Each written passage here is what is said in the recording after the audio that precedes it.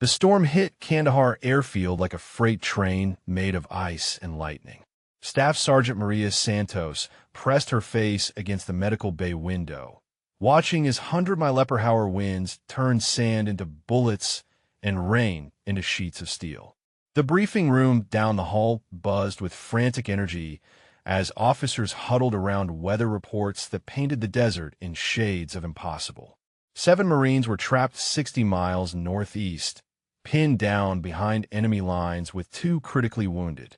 Santos had treated their injuries over crackling radio transmissions, her voice steady as she guided their medic through emergency procedures.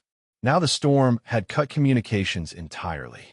Colonel Briggs burst through the medical bay doors, his uniform already soaked from the short sprint across the compound. "We need every available aircraft ready the moment this weather breaks," he announced to the assembled pilots and crew. Santos stepped forward. "Sir, I volunteer for the rescue mission." The room fell silent except for the howling wind outside. Briggs looked at her with barely concealed frustration. "Sergeant, your medical personnel. We need real pilots for this. Before we dive into this story, drop a comment and let us know what state you're watching from. Maybe you've experienced severe weather that grounded flights in your area." Santos clenched her jaw but said nothing, her eyes never leaving the storm. The briefing room erupted in heated discussions as pilots examined satellite imagery of the storm system. Captain Mitchell, the squadron's most experienced helicopter pilot, shook his head grimly.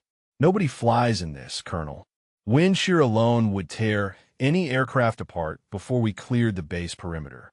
Santos lingered near the back, studying the weather patterns on the large display screen. Her trained eye tracked pressure systems and wind vectors with an intensity that made nearby personnel uncomfortable. She traced flight paths with her finger, calculating approach angles that others deemed impossible. Major Roberts noticed her focus. "Something you want to add, Sergeant?" Santos straightened. "Sir, the storm has a narrow corridor at bearing to Savendero. The wind patterns show a brief window in approximately 40 minutes. The pilots exchanged glances. Roberts frowned. "Sergeant, medical training doesn't include meteorology. Leave the flight planning to qualified personnel." But Santos continued studying the data, her jaw set with determination. "The eye wall is moving northeast at 30 knots. If someone launched at precisely 1430 hours, they could ride the corridor through the worst turbulence." Mitchell laughed harshly. "Even if your weather analysis was correct, which it isn't, no pilot crazy enough to attempt that flight exists in this command." Santos met his gaze steadily. "The Marines are dying, sir. Someone has to try." Colonel Briggs silenced the room with a raised hand. "The decision is made. No aircraft launches until this storm passes. That's final." 2 hours passed with no word from the trapped Marines. The storm intensified, rattling the base structures like a giant shaking dice in a cup. Santos returned to the medical bay, but her mind remained fixed on wind patterns and flight corridors. She pulled up weather data on her computer terminal, cross-referencing atmosphere pressure readings with terrain maps. Corpsman Johnson found her hunched over the screen at midnight. "Sarge, you've been staring at that weather data for hours." Those Marines knew the risks when they signed up. Santos didn't look up. 7 good men are sitting in enemy territory with 2 bleeding out. "We don't abandon our own." Her fingers moved across the keyboard with practiced efficiency, calculating fuel consumption rates and optimal altitude adjustments. Johnson watched with growing curiosity as she plotted precise coordinates and timing sequences that looked more like advanced flight planning than medical charts. "Where did you learn to read weather systems like that?" Johnson asked. Santos finally turned around, her eyes reflecting years of hidden experience. "My father taught me to read the sky before I could read books. Weather kills more pilots than enemy fire ever will." The radio crackled to life suddenly. "Base, this is Viper 7. We're losing Martinez fast. Internal bleeding getting worse." "How copy?" Colonel Briggs grabbed the microphone. "Viper 7, maintain position. Weather conditions prevent immediate extraction. Medical is working on solutions." Santos stood abruptly. Sir, request permission to assess helicopter readiness status. Permission denied, Sergeant. Return to your duties. But Santos was already moving toward the hangar, her stride purposeful and determined. The hangar felt like a cathedral in the storm, massive and echoing with each thunderclap. Santos moved between the grounded aircraft with the confidence of someone who belonged among machines of flight.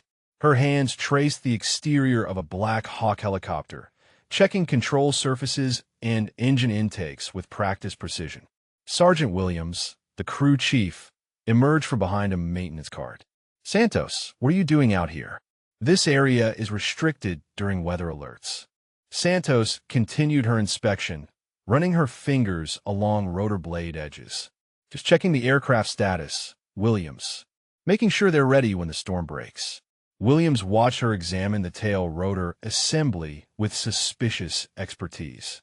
Since when do medics perform pre-flight inspections? You're looking at this bird like you actually know what you're doing. Santos paused, meeting his questioning gaze. My brother was a crew chief at Fort Rucker. Picked up a few things during visits.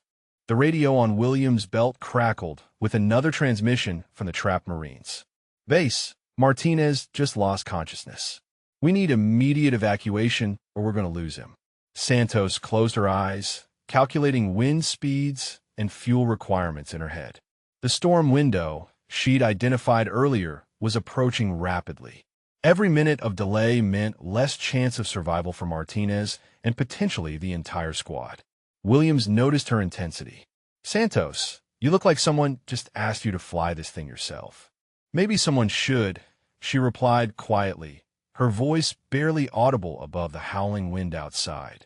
The command center buzzed with desperate activity as officers exhausted every option. Captain Mitchell stood before the mission board, marking aircraft after aircraft as unavailable. The storm has intensified beyond all predictions, he announced grimly. No helicopter can survive these conditions. Colonel Briggs slammed his fist against the table. 7 Marines are dying out there, and we're sitting here making excuses. There has to be something we can do. Santos slipped into the room unnoticed, her uniform still damp from the hangar visit. She listened as pilot after pilot explained why the mission remained impossible. Wind gusts exceeding 120 miles per hour. Zero visibility conditions. Massive downdrafts that would crush any aircraft. Major Roberts studied satellite imagery with increasing frustration. Even our most experienced storm pilots won't attempt this flight. It's a suicide mission. The radio crackled with another weak transmission. Base, this is Viper 7. Martinez flatlined for 30 seconds, but we got him back. He won't survive another hour. Please advise. Silence filled the room like a weight pressing down on everyone present. Santos felt the familiar surge of adrenaline that came before impossible decisions. She had spent 3 years flying rescue missions in conditions others deemed unsurvivable. Her training at the Army's Advanced Flight School remained classified, buried beneath her medical credentials. Colonel Briggs turned away from the radio. Prepare casualty notifications. We've lost them. No, sir. Santos stepped forward, her voice cutting through the defeated atmosphere. We haven't lost them yet. Every eye in the command center turned towards Santos. Colonel Briggs' face darkened with frustration. Sergeant, I've had enough of your interruptions. Return to your post immediately. Santos remained at attention, but didn't move. Sir, request permission to attempt the rescue mission. The room erupted in surprised murmurs. Captain Mitchell stepped forward, his voice sharp with disbelief. Sergeant, you're a medic, not a pilot. This isn't some video game fantasy. Santos met his gaze steadily. Sir, I hold current flight certification for rotary wing aircraft. Multi-engine qualified with instrument ratings. Major Roberts laughed harshly.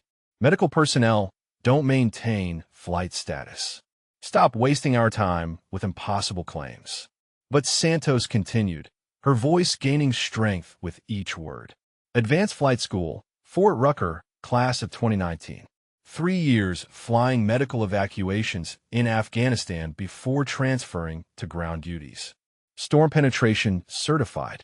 Colonel Briggs studied her face intently, searching for deception. The confident way she stood, the technical precision of her earlier weather analysis, the expert manner in which she had examined the aircraft. Pieces of a puzzle began forming a disturbing picture. Sergeant Williams entered the command center, still wearing his maintenance coveralls. "Colonel, I just watched Sergeant Santos perform a complete pre-flight inspection on the Black Hawk. She knew every system, every component. Moved like someone who'd done it 1,000 times." The silence stretched taut as a wire. Santos straightened further. "Sir, those Marines are dying. Give me permission to bring them home." Colonel Briggs grabbed his secure phone, punching in numbers with sharp, deliberate movements. "I need personnel records for Staff Sergeant Maria Santos immediately. Full flight history and certifications." The command center fell silent, except for the storm's relentless assault on the building. Santos stood motionless while officers studied her with new eyes, seeing past the medic's uniform to something they had missed entirely. The phone rang back within minutes. Briggs listened intently, his expression shifting from skepticism to amazement. His eyes widened as he scribbled notes, occasionally glancing at Santos with growing respect. Captain Mitchell moved closer. "Colonel, where are her credentials?" Briggs hung up slowly, still processing the information. "Gentlemen, Sergeant Santos isn't just flight qualified. She graduated top 5% from Advanced Rotary Wing School. Flew 87 successful medical evacuations in combat zones. Recipient of the Distinguished Flying Cross for extracting wounded soldiers during a Category 4 hurricane." Major Roberts stepped back, stunned. "Why is she working as a ground medic?" Santos finally spoke, her voice steady but carrying years of hidden weight. "My helicopter was shot down 18 months ago. Lost my crew. Command offered me desk duty or medical transfer. I chose to keep helping soldiers, just from the ground instead." The radio crackled again with desperation. "Base, Martinez stopped breathing. We're performing CPR, but he's fading fast. This is our last transmission." Colonel Briggs looked directly at Santos. "Sergeant, you have my permission. Bring our boys home." Santos sprinted through the storm toward the hangar, rain hitting her face like needles. Lightning illuminated the base in violent strobes as she burst through the hangar doors. The Black Hawk sat waiting, its rotors secured against the howling wind. Sergeant Williams appeared with a flight helmet and survival gear. "I've got her fueled and ready, Santos. Radio frequencies programmed, medical supplies loaded. She's all yours." Santos pulled on the helmet, muscle memory taking over as she strapped herself into the pilot's seat. Her hands moved across the instrument panel with practiced precision, checking systems that had become second nature during countless missions in Afghanistan. Engine startup procedures initiated automatically in her mind. Master switch on. Battery switch armed. Fuel pumps engaged. The familiar whine of turbine engines spinning up filled the hangar as the aircraft came alive beneath her hands. Williams opened the hangar doors, revealing a wall of rain and wind that seemed impossible to penetrate. Over the radio, he contacted the tower. "Ground control, this is Hangar 7. Black Hawk 27 requesting immediate departure for medical emergency evacuation." The tower responded with disbelief. "Hangar 7, negative on departure authorization. Weather conditions exceed all safety parameters. No aircraft cleared for takeoff." Santos adjusted her headset, her voice calm and professional. "Tower, this is Chief Warrant Officer Santos. I'm assuming command authority for emergency medical evacuation. 7 Marines dying. Departing immediately." The collective lifted smoothly in her grip. The Black Hawk rose into the storm like a bird diving into hell, disappearing instantly into sheets of rain and darkness. The Black Hawk bucked and twisted through the storm like a wild animal fighting a leash. Santos fought the controls as 100-mile Lepperhauer crosswinds tried to tear the aircraft apart. Lightning exploded around the cockpit, temporarily blinding her instruments as she navigated by feel and instinct. Her hands moved constantly across the controls, making micro-adjustments to keep the helicopter stable in conditions that would have destroyed lesser pilots. Years of combat experience guided every decision as she rode the storm's fury rather than fighting it directly. Base radio crackled through heavy static. Santos, your transponder shows you're flying directly into the worst cell. Recommend immediate return to base. Santos keyed her microphone, her voice steady despite the aircraft shaking violently around her. Negative base. I've got a corridor through the eye wall. Marines are 20 minutes out. The storm seemed determined to prove her wrong.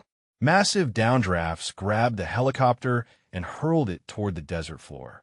Santos pulled collective and applied power, climbing back into the maelstrom with grim determination.